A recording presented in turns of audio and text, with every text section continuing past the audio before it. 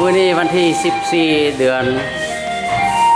8ปี2014กำลังกะเกียมตอนเช้า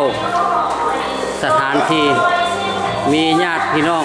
ญาติโยมมาหลายผู้หลายคนกำลังจะผูปะเก้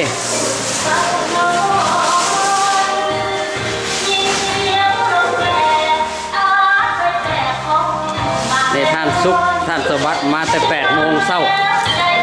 เพื่อมาซอยมื้อวานนี้ก็กลับมาตอนดึกจนฮอด12 โมงกลางคืนเป็นจังได๋ครับมื้อนี้เริ่มปู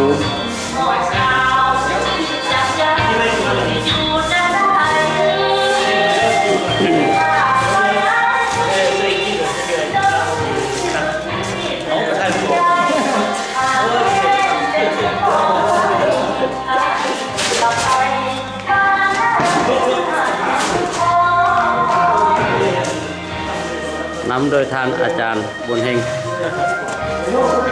อาจารย์โยมเรียกเจอกันกำลังปลูกปะเก้เริ่มแล้ว